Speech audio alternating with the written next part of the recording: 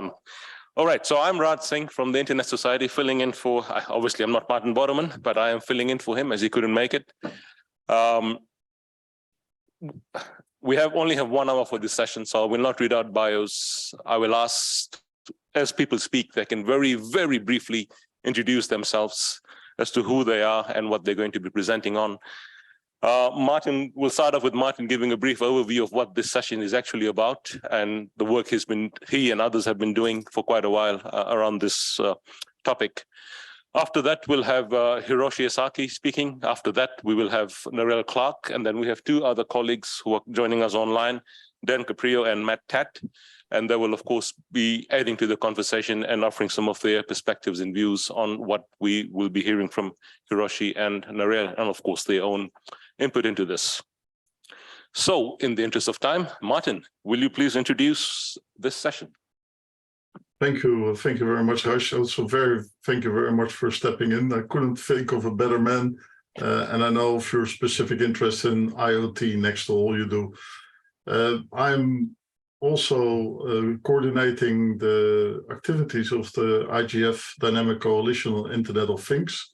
And what we're trying to do is to collect insights from different regional IGFs that we will bring into Kyoto this year's IGF, as to progress our understanding of what does global good practice in IoT look like.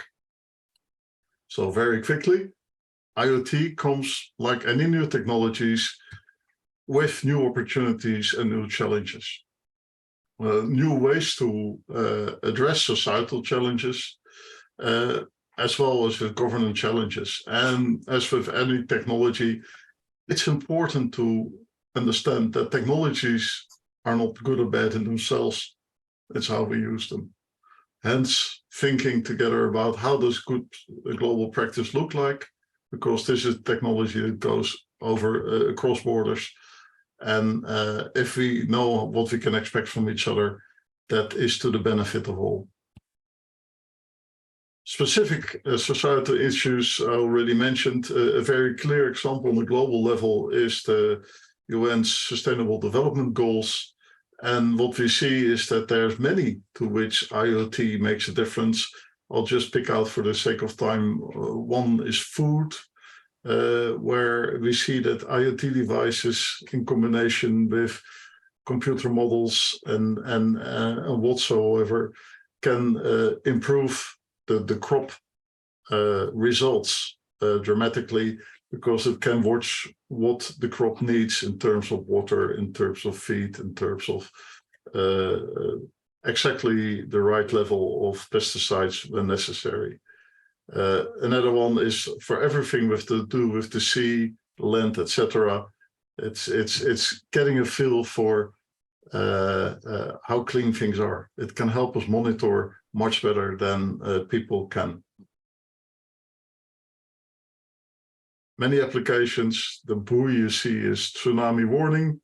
The chip you see on the bottom is in fact something for an entirely different level. It's what can go into your artery. So if pressure changes in your artery, it can predict that you will have a seizure or heart attack or things like that, and take proactive measures.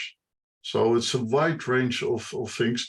This is important to understand, because if you talk about IoT and about IoT security and safety and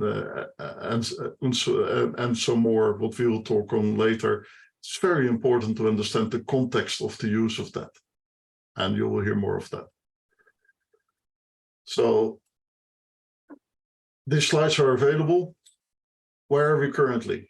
The good practice principle that we see is that we aim at developing IoT systems, products, and services, taking ethical considerations into account from the outset, both in the development, deployment, and use phases of the life cycle, and thus find an ethical, sustainable way ahead, using IoT to help a free, secure, and enabling rights-based environment. So a world we want. And the thinking in summary is first to embrace IoT to address societal challenges in an ethical way. Second, to create an IoT environment that also encourages investment, because without investment, IoT will not happen. and ensure the emergence of a trusted environment, which means you have a need of meaningful transparency, clear accountability, and real choice, no lock-in.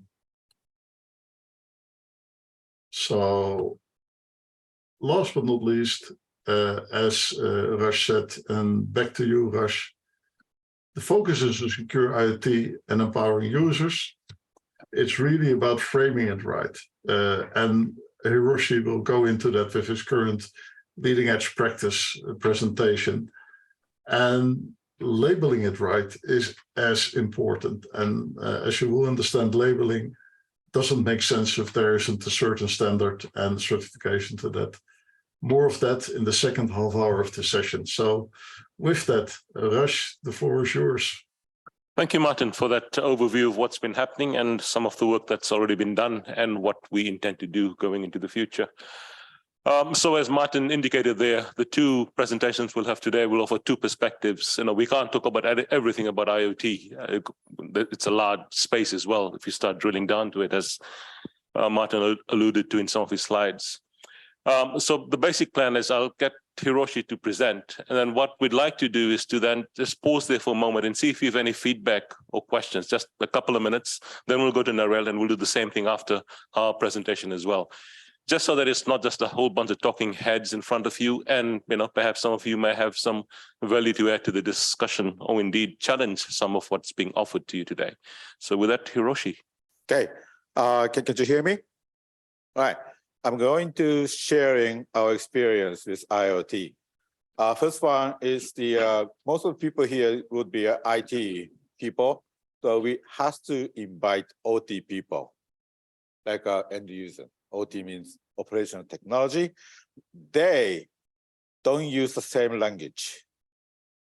They have a different terminology.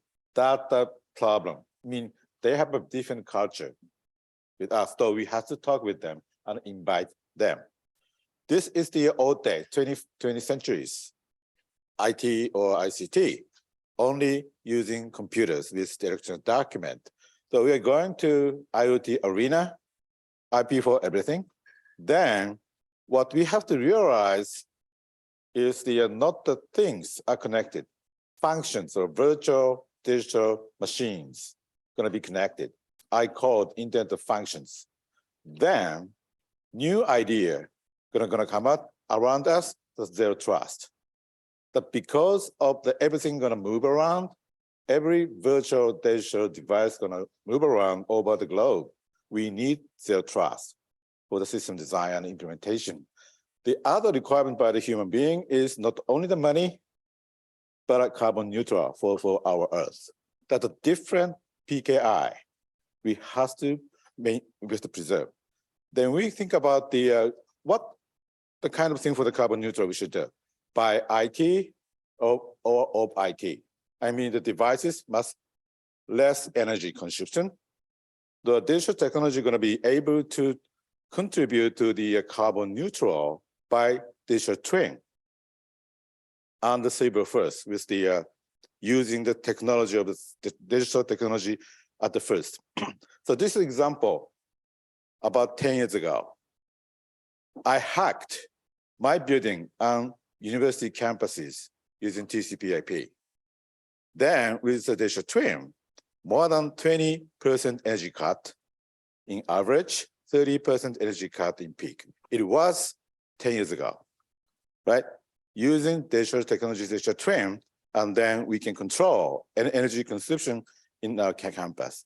What we did during this implementation is using LLD, linked open data. That is, most of the OT industry never think about this LLD, right? And also data-centric transparency of the data to everyone, not for only the vendor. You individually be able to use the data, access the equipments, and independency of the software or application from hardware. That is a completely different culture in the OT people. We, internet people, really know this, and we achieve this environment that never happen in those people. So what is IOF automation? That's just simple. This is 20th century's car, isolated, silo structures. Then it's going to get changing to kind of platform.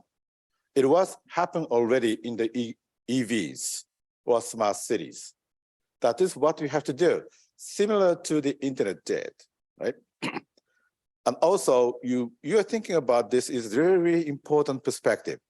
The cost of sending the material by digital bit or physical material or even electricity is very large or very small for the digital technologies. That is very strong impact in the economical impact as well as a carbon neutral to the earth. That you can think about.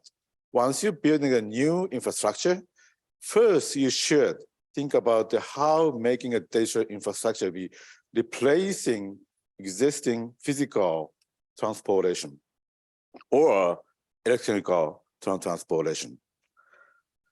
And then the last one is the zero trust thing.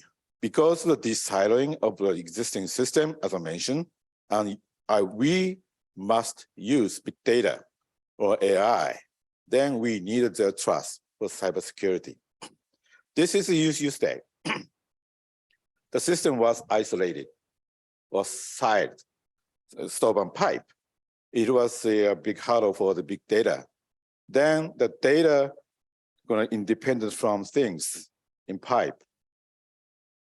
Though vested interest, that was our hurdle to disrupting those existing very bad structure we must change. It was the internet did, right? And also what happened around us by the virtual machine or cloud computing thing. Internet things going to internet functions, virtual machine, virtual process, be able to work around over the globe, right? That is, then we must have 3 design principles, I believe.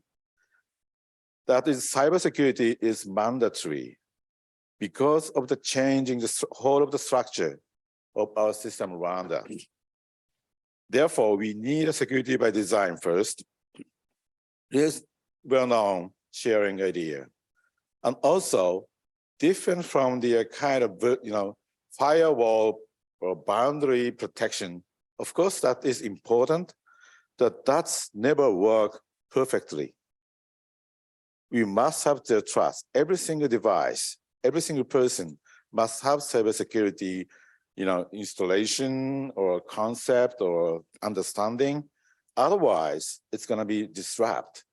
So that's the reason why the Narelle working on every single IoT devices must have basic security installation or implementation, right? The last one, that is important point for the IGF. Self first, group second. The last result is public. Once we changing this order, bad thing gonna happen, I believe. We can trust the public, basically. We cannot trust government. Of course, we want to trust them. The first thing, we must trust ourselves. That is their trust. Then, right.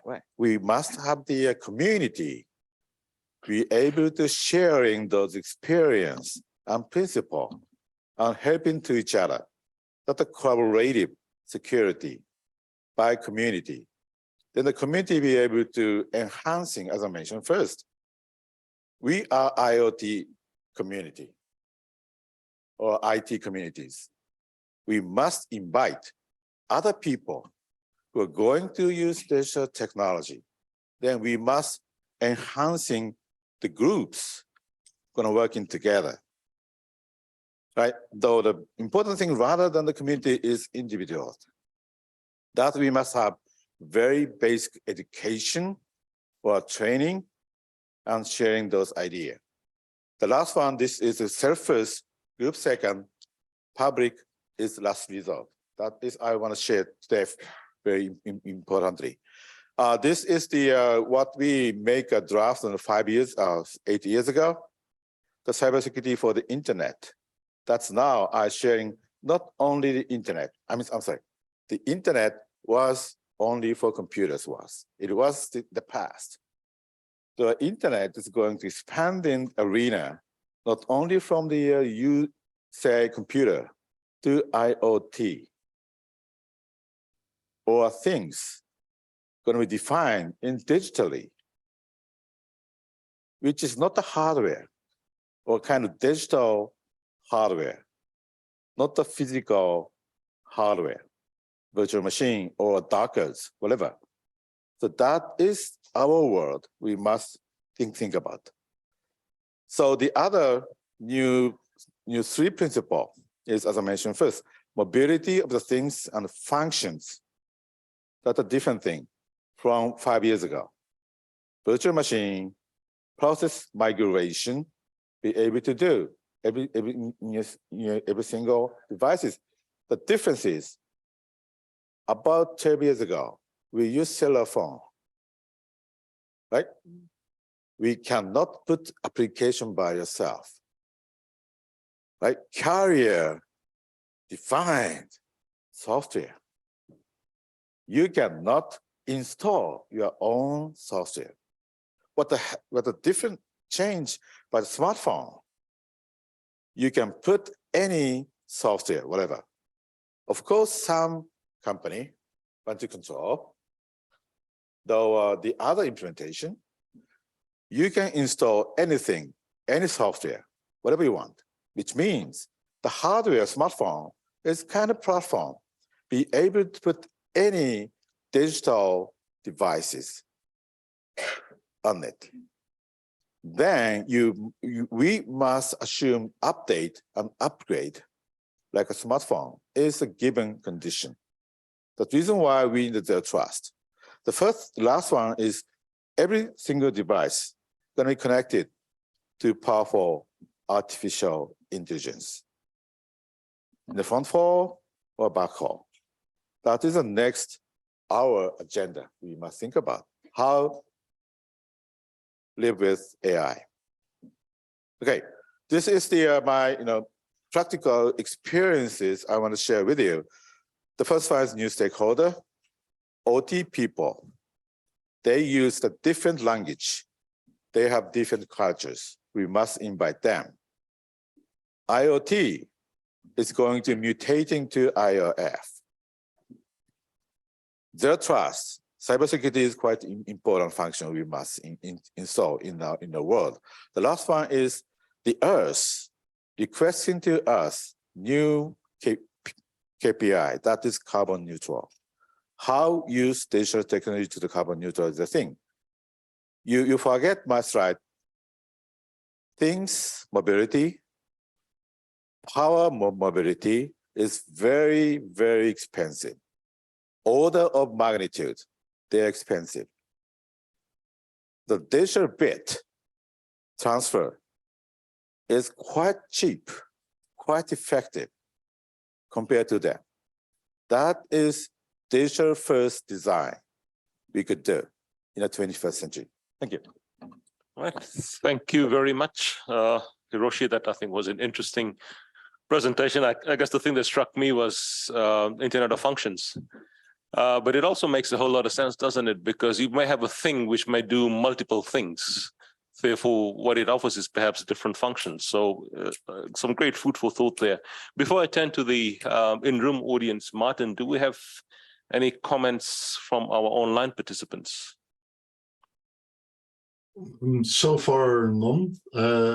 Everybody, please feel free to either raise your hand and you will be invited, or place a comment in the meeting group chat, and we'll take it forward. But okay. Thanks. All right. Anyone from the room with any feedback or questions? Holly, we'll need you on the mic because of the streaming, please.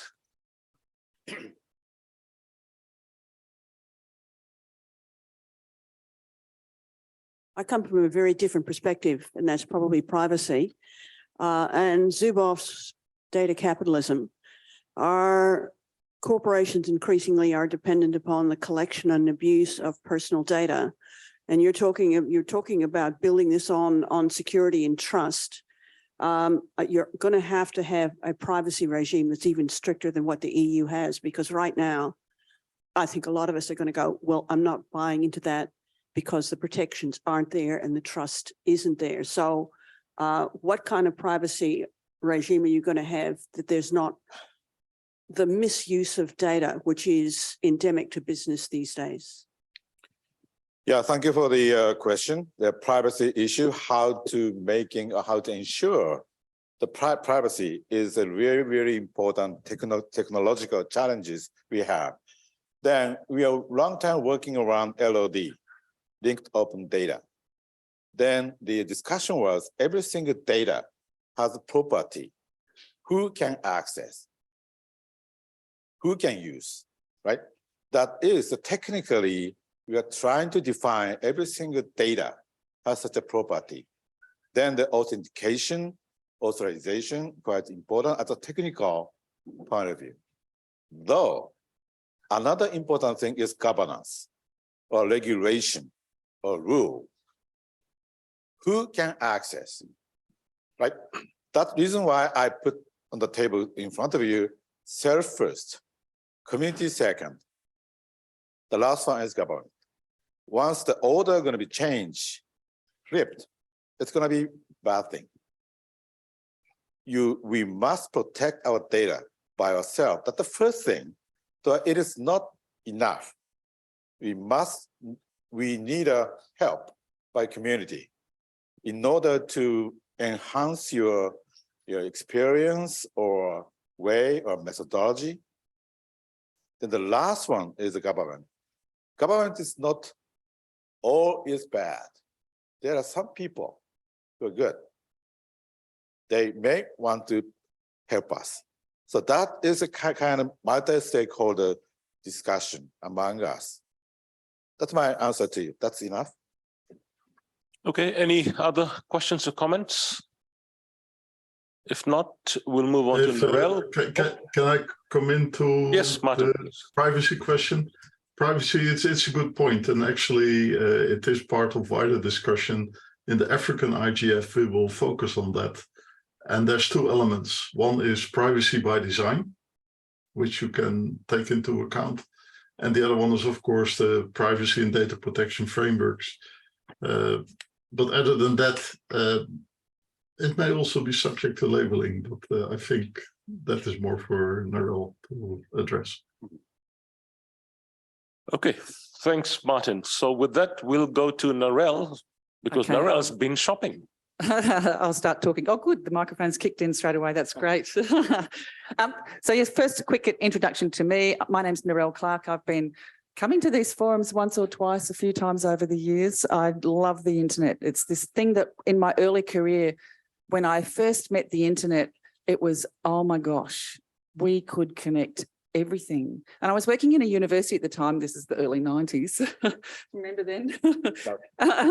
And just looking around, when I could see that the students were testing things and gathering samples and wanting to process them and wanting to share the data and move it somewhere else and analyze it somewhere else. And yet we had to transport these things from one place to another, to another, to another. We couldn't get access to the big computers to analyze the data effectively. But I could see at that time that if we could only connect everything, and when I mean everything, I meant everything. And people thought I was completely nuts, but, it started running cables and doing all sorts of things like that. But then, moving along, fast forward to today, we're finally at the point now, and it really is some 30 years later, that we are now actually at the point where we are starting to connect everything. But are we doing it with the same naivety that perhaps I had all those years ago, where of course it would be safe, of course it would be fine. Of course, all of the people that I knew that were also working on the internet, like Hiroshi and others, we did this with the best of intentions. Yet has that been what's happened? I would say yes and no. I mean, we got the first wake-up call, around about 90 with the Morris worm, when somebody thought, oh, I can copy things and I can propagate and hog and carry on. And that's the first computer virus that occurred. Anyway, oh yes, I should say these days I'm the CEO of the Internet Association of Australia. We run internet exchange points across Australia. We're an industry association. We do education advocacy on behalf of internet users, internet industry, and we want the internet to be bigger, stronger, better, more reliable and more trustworthy, especially with more IXPs. Okay, so if I press a button here, we will keep going. I wanted to talk about IoT labeling because actually a few years ago, I was working for a consumer organisation and we did a project then on typical Internet of Things type devices that consumers had. And I handed a bunch of them over to some great people at the University of New South Wales and they just hacked them all. They looked at them and went, okay, what data is being leaked from all of these devices? They had some scales, to bathroom scales to measure yourself that were connected to the internet. And they were leaking all of this biometric data. To set up the bathroom scale, you would punch in your name, you would put your weight, your height, you might even put in some other health data. And of course, it would then broadcast it in clear text across your Wi-Fi so that anybody with a sniffer could come along and collect all of this wonderful biometric data. And then it was sent off somewhere else. Excuse me. They had a Barbie doll that was internet connected. It was a Barbie-like doll. I don't think it was specifically Barbie. I'm sorry to have named them. Maybe it was them, I can't recall. But it actually at least had a button that you had to press to engage the microphone before it started to listen to everything that was going on around you and then propagating it off to the rest of the internet.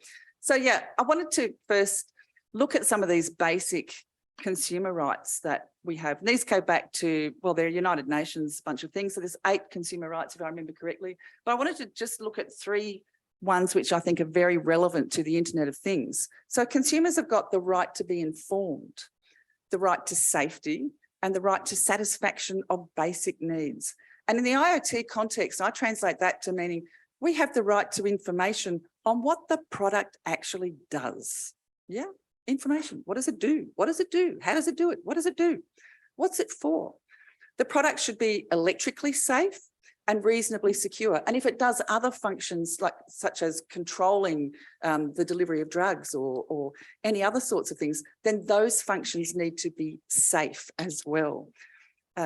These need to be secure in that it shouldn't be open and readily available to anybody else nearby who can just attach to it, crack it and reuse it or repurpose it for their own. It shouldn't be part of an army of bots. And the product should actually perform the functions that it has been purchased for. If you've bought it to do something, it should do that something. I mean, these are pretty fair enough, reasonable product type things. So I yes, as Raj pointed out, I went shopping. I wandered around the corner to my nearby large scale hardware mega store. I won't name their names. I'm sure those of you in the rest of the region have got similar hardware mega stores. And I thought, okay, what have they got that's IoT? So I went to everything that had smart labeling. And here we are. I'm sorry, you can't see the detail from where you're sitting. You can't quite probably see the prices on all of these, but they range from a few bucks up to, around about $100 or so. This is a bunch of smart lights. All of these things can be connected to the internet. Yeah. So that's just the lights. This stuff has really gone mainstream. And here we have the cameras. I tell you, the cameras are everywhere. There are so many different cameras. And again, there's a range of different prices. They start from, $10, $20 Australian, of course, because this was an Australian hardware mega store, up to, hundreds of dollars. And then, where's the next one? Oh, yes. And here we have action. So here on the action side of things, actually in the previous slide, there was also a vacuum cleaner on the bottom shelf. But anyway, so of course you want your house completely mapped and the information about the layout of your house propagated to the rest of the world via the internet, don't you? Yeah, no. Okay, so there are all so this action. So these are all controllers that you can use to control the taps and watering systems or external lighting functions around the place. And you love that. These are on special, $59.89 each, and you can get them by the box load. Obviously, they think they're going to sell heaps of them. Okay, so what's the next one? Oh, the next one here. So again, this is more on the action side, but let's look at what the labeling does. This is the labeling on the box. A few pretty icons and a couple of little things there that say system requirements. You need iOS or Android, and you need some sort of Wi-Fi. You need, it's really simple, okay? So just look at the icons. You can see them there. There's a timer. Oh, that's really simple too. So there's a few things that I think are missing in here. So these are the things that you plug into your power sockets, and then you can use that socket. Anything you then plug into the socket is now controllable via the internet, via an app, or via goodness knows what. I don't know. They didn't actually have that on, and this is my issue really. They don't have it on the box. How do you control these things? Who else can control them? What protocols are available? What security is there? Security? Yeah. Okay, and here's the one which I thought was the real pièce de résistance.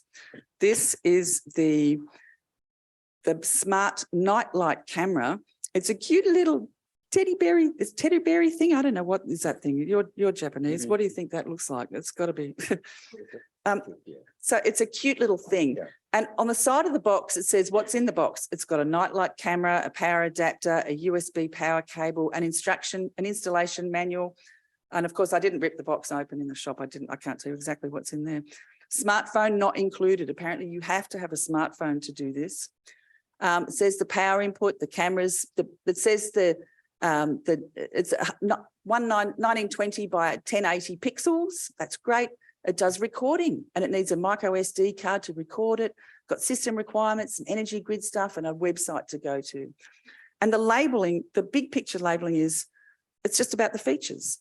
Wi-Fi, preset lullabies, isn't that lovely? And I assume, I don't know, maybe in this version you can't, but in another version, maybe you can download new lullabies. Maybe you could install an MP3 of mum singing a lullaby, or dad, or auntie, nana, or someone. The light goes on and off. It's got motion detection, two-way audio, playback, sound detection, temperature sensor, night vision, but it's not a toy. This should be operated by adults only, okay? Where's the safety information? Where's the security information? I don't see any. Do you see any? No. No. Does anybody see any security information in this labeling? Not me. Okay, so what's the next one? So here's some more. Here's some more. So I was really having fun. I managed to hold on to my wallet. I didn't spend anything, which was pretty surprising. I wanted one of each. So it shows you, this was the sort of the range of labeling quality that I saw.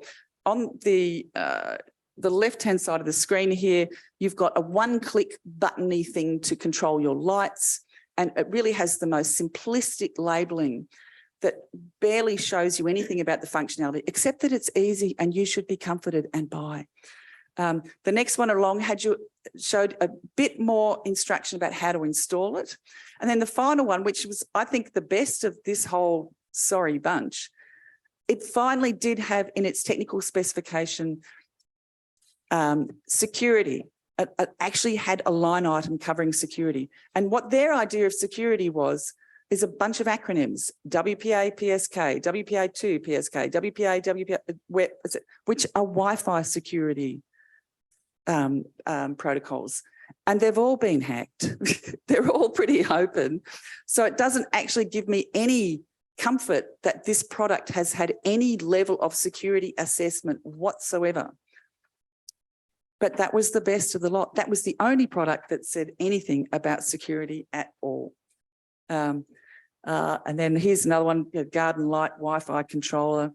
So on to the final observations here. Yeah, only one product that of all of that bunch, and you can see I found quite a few, only one product referred to security at all. Most of the labeling emphasizes things like ease of use, app connectivity, and it's pretty.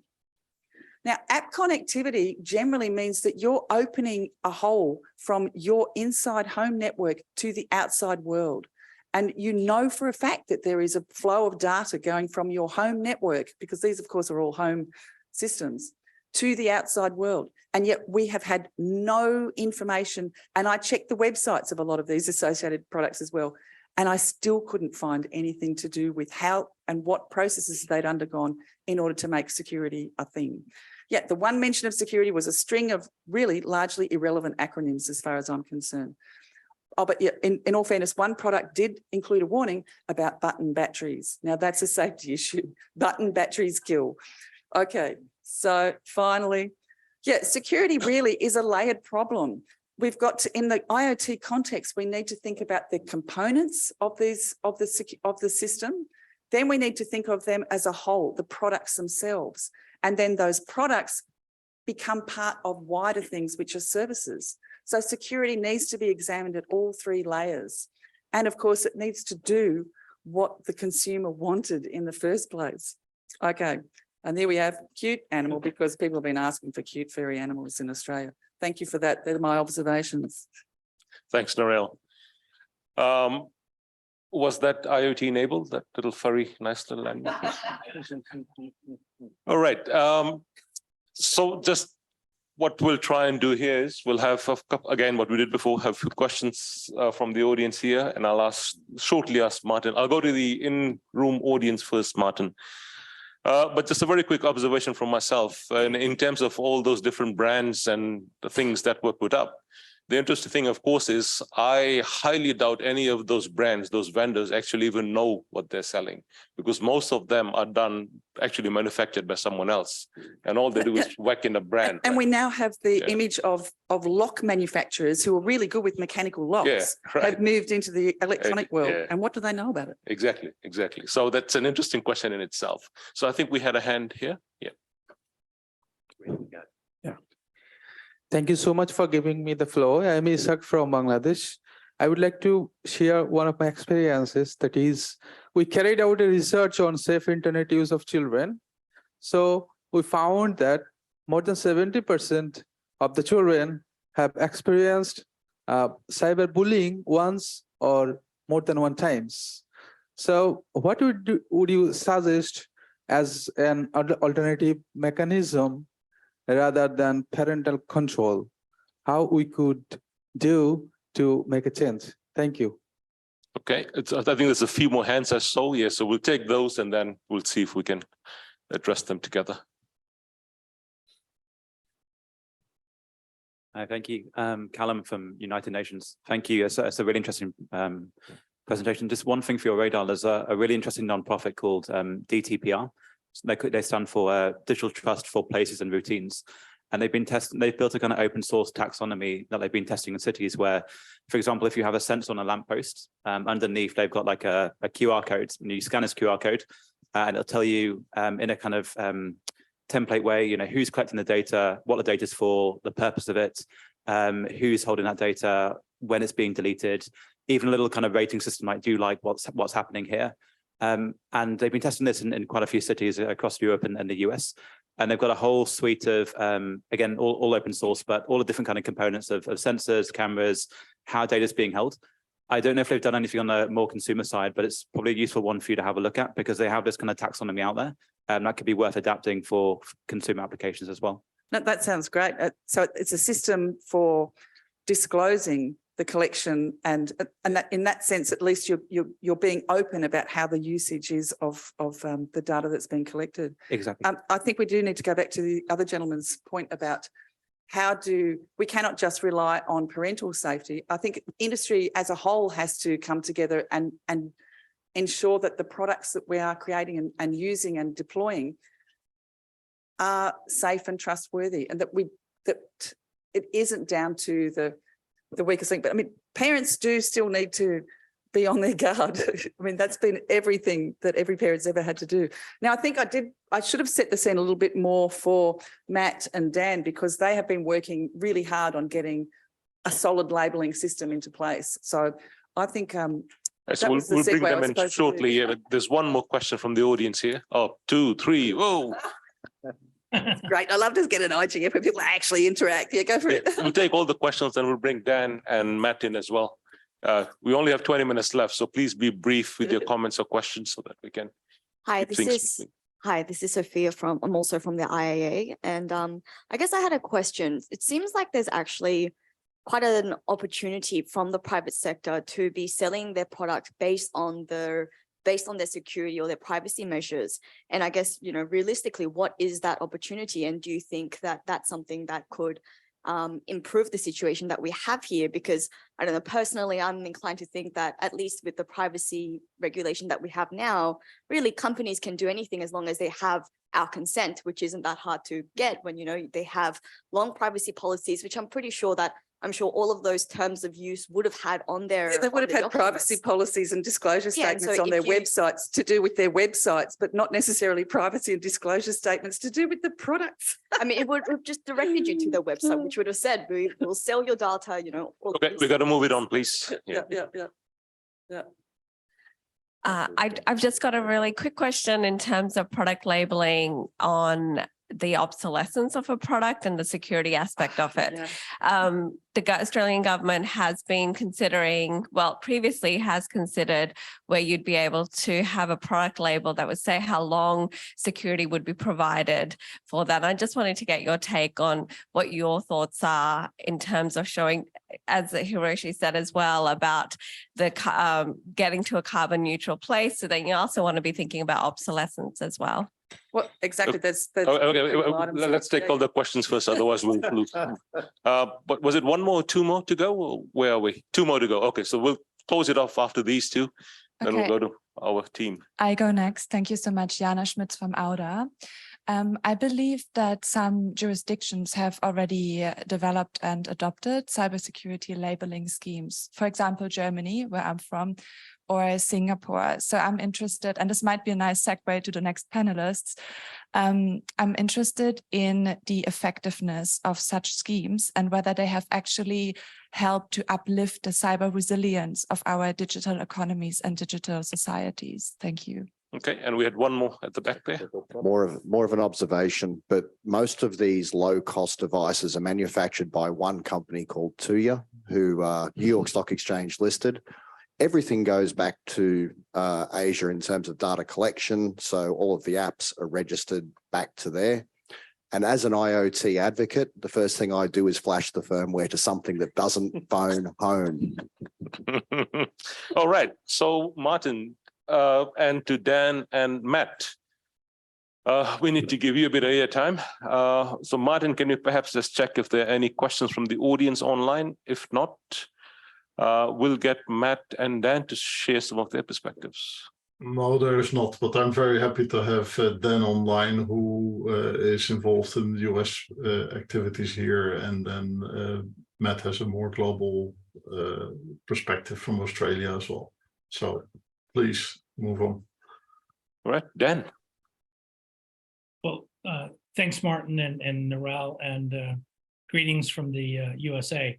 I'm Dan Caprio. I have been working with Martin on the IGF Dynamic Coalition, Internet of Things Dynamic Coalition, for over a decade now, and have been very active here in the US, leading the discussion of the Internet of Things in IGF USA. But for purposes of this discussion, I am currently in the US. We have an advisory board chaired by the Department of Commerce on the Internet of Things, and I'm the vice chair of that. So, and this, what I wanted to talk about directly ties into Narelle's presentation. So, and this is just in the last couple of weeks, but the Biden administration's introduced a new initiative to empower consumers to make decisions about the security of the Internet of Things. And in the US, we're calling it the US Cyber Trust Mark. It's a voluntary program enabling manufacturers to self-certify that their products meet essential cybersecurity standards. This initiative will utilize new dynamic, it's a labeling initiative for consumer products, new dynamic labels on product packaging, much like you saw with Narelle's presentation, to provide consumers with current information about the device and protecting against cyber attacks. The Biden administration announced the US Cyber Trust Mark in June of 2023, and it was led in the White House by our Deputy National Security Advisor, Ann Neuberger, and is now, it's also chaired or owned by the Federal Communications Commission and their chairwoman, Jessica Rosenworcel. So the U.S. Cyber Trust Mark is expected to be voluntary, incorporated into IoT devices to provide consumers relevant cybersecurity information about devices such as we've talked about today, thermostat, security cameras, baby monitors, etc. Program will allow consumers to be more informed and to select secure IoT devices for their homes and offices. What's also interesting is, so this was rolled out in June, but last month, the Federal Communication Commission in July announced a proposed voluntary consumer labeling rule. And so that's out for comment here in the US until I think that maybe the middle of September, October, but that the FCC hopes to have the labeling system in place by the end of 2024. So the program is a crucial first step, I think, in combating malware and network cyber attacks of IoT devices, offering consumers detailed information about IoT device security, can safeguard both individuals and businesses from a growing list of potential harms. The other thing I should mention is the other very active player in all of this in the US is NIST, the National Institute of Standards and Technology. And so they have a very active role to play in terms of updating their baseline IoT standards. So it's something that we've been talking about for a long time. Obviously made a little more progress in Australia, and it sounds like in Germany as well. But I'm heartened by the fact that we've taken this step in the US, and I think it's going to lead to some positive change. Thanks, Dan. Matt, and if you also want to address any of the questions that we've heard today from the audience, please feel free to do so. And just to note, we've got about 13 minutes to go. So, and I'd like a closing round of comments as well. So not putting you under pressure, Matt, but away you go. Okay. I'm Australian. We can talk fast. I apologize for all the international guests who can't understand me, but if this is being recorded, you can certainly slow it down and play it back at half the speed. So very interesting insights today. I think the Internet of Functions Hiroshi talked about was very important. I think it's key. A lot of people debate what IoT actually is, what smart devices are, what connected devices are, what in and is out of the remit for a number of jurisdictions and departments and agencies, things like medical devices, autonomous vehicles, are they connected devices? The EU has really led on this, and they've defined in their Cyber Resilience Act devices with digital elements. Very clean, very clear, very simple. It doesn't allow any vendors to slip through the cracks. It does need to be consumer and community driven, not one government, not one jurisdiction. It needs to be a federated model where we look at self, community, and then government. UN consumer rights are really critical. We take a global focus, so we don't just represent Australia. We're looking at harmonizing all the different certification and labeling schemes that are around the world. World Economic Forum in 2021, I believe it was, 2022, they released a call for a global consensus on what constitutes good baseline cybersecurity measures. The world has pretty much spoken. The ETSI EN 303645 standard hopefully will eventually become an internationally ratified standard. We need standards-driven organisations to focus on this and making sure it's consistent. Most of the world governments that we've worked with in the past, like Australia, the UK, most of the Five Eyes nations have adopted at least the top 3 of those 13 principles contained in the ETSI standard. And you do need to put cyber first. So vendors need to be put on notice that while cyber may not be sexy, it's definitely going to be a selling point in the future, particularly if we're looking at the SDGs and making sure that cyber and devices that are connected are sustainable, because you can't have devices going out of security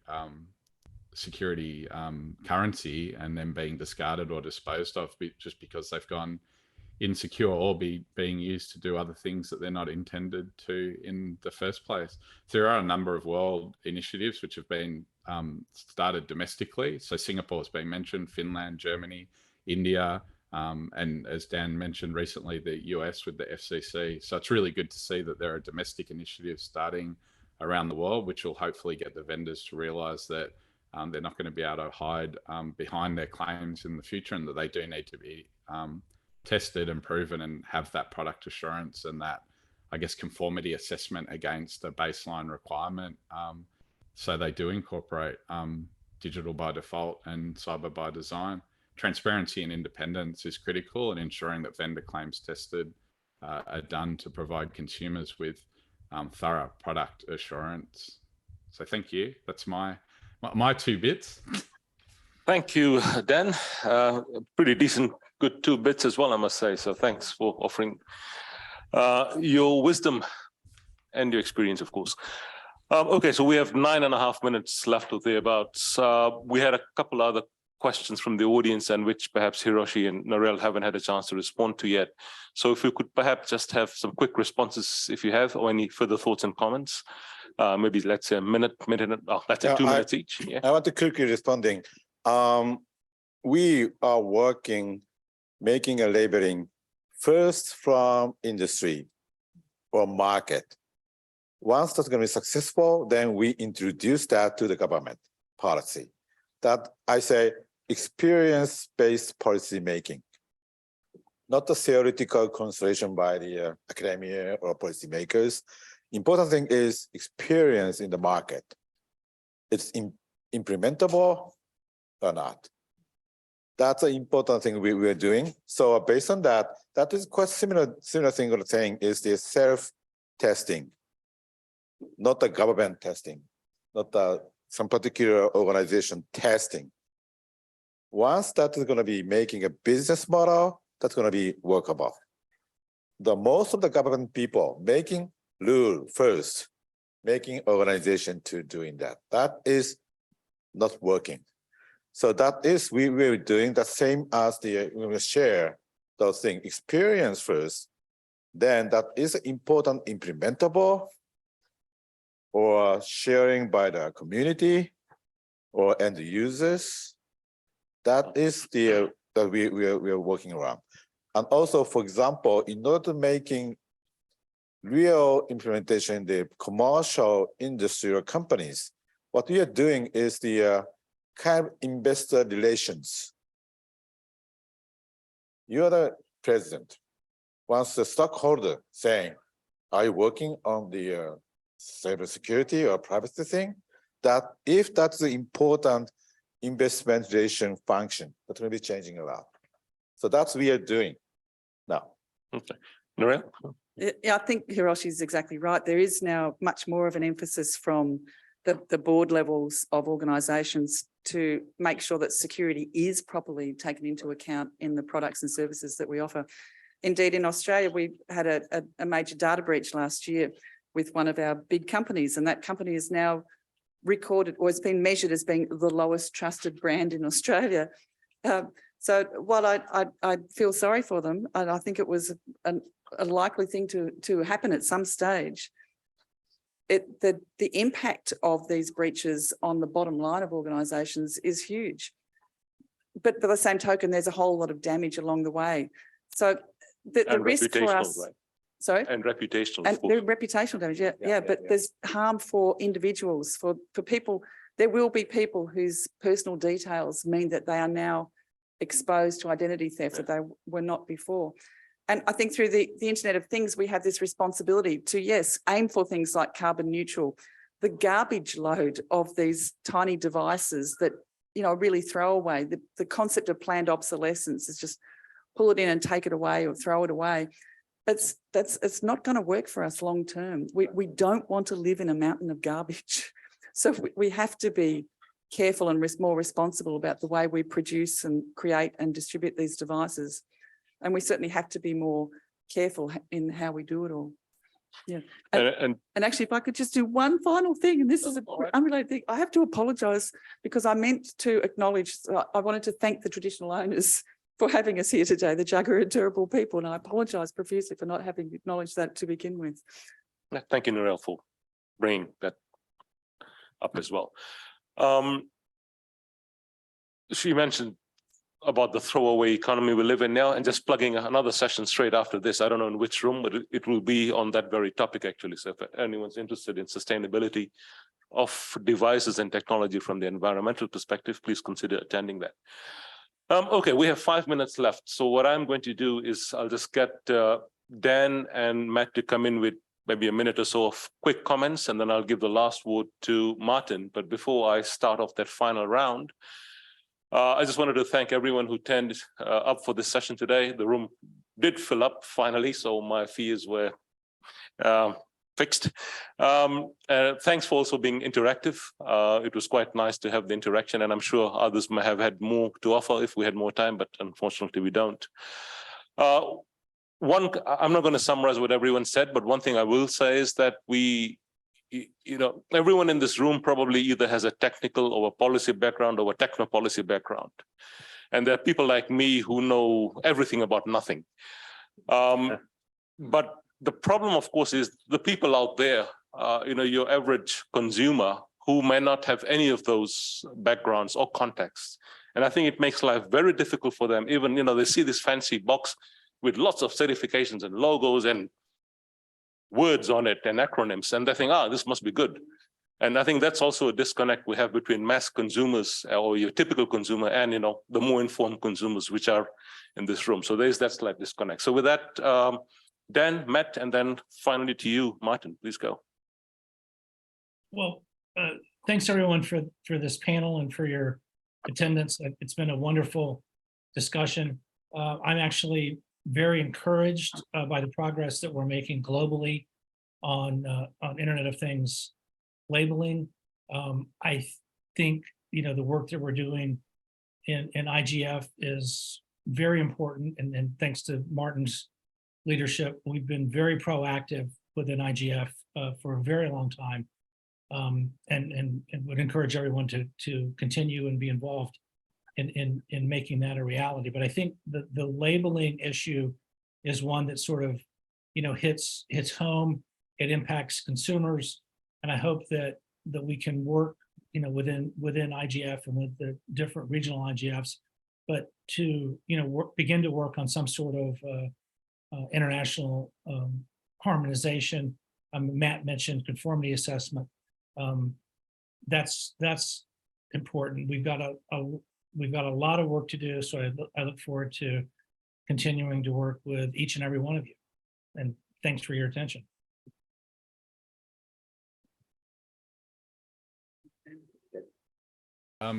Yeah, I agree with Dan. At the end of the day, it's global harmonization backed by the domestic initiatives that the different governments are taking around the world. And I think that's something that IGF needs to really focus on, putting the consumer, having a consumer-centric model that supports the sustainability goals and ensuring that the vendors are compliant with whatever the baseline requirements are of each jurisdiction. And the only way we can do that is through harmonization. The good news is no scheme is contrary to any other scheme at the moment. So everyone's running the same race, just in different lanes. So let's hope no one trips over, and let's hope we all reach the end goal, because it's keeping consumers safe, data private, and cyber secure. So thank you. Yes, super. Thank you all for an excellent session, and thank you, Raj, for being willing to moderate in an excellent way as always. I think what we see on a global level is three things coming together. One is privacy and data protection. When the first TVs came, you could give voice commands. All those voice commands would go to Korea, and just to improve the listening of the devices. And I truly believe that was the intent at that time, but it wasn't clear to everybody. Now we live in a time where we should be aware where data streams are going for IoT devices and deal with that. And the second thing is the environment. Energy use of devices. Don't throw away the device because the battery is gone, or the security update is gone. And obsolescence is clearly something for which legislation is coming in place as well. Again, this is something where for sure Europe is very active, and I'm sure they will not be the only one in the end. And then to close that loop, without security, you can't get any of that right. So security is there. And in that, we need to realize that it's not the device that you once bought, but it will be updated. It will change. You won't see it on the outside, but it will change on the inside. So all these things to be taken into account. Labeling is key. We can learn from the labeling that's been going on for decades in energy on how to do it in a way that consumers can actually do something with it. And I really appreciate the awareness call that from Narelle's slides came, as well as the experience from Dan, Matt, and also Hiroshi on this matter. So with that, I know we're 1 minute over time. I won't last longer. We'll feed this back. We'll feed it into the IGF meeting in Kyoto. And our aim is to reflect it in a good practice document. If you see in the chat, I post the link, but otherwise you just search for IntGov Forum IGF DC IoT, and you will also be able to continue to track our progress. Thank you all for your contributions. Thank you all for your questions and your interest, and wish you a great day. And yes, if I would be there, I'd love to catch up with you in the hallway before I dive into the sustainability session. Thank you all.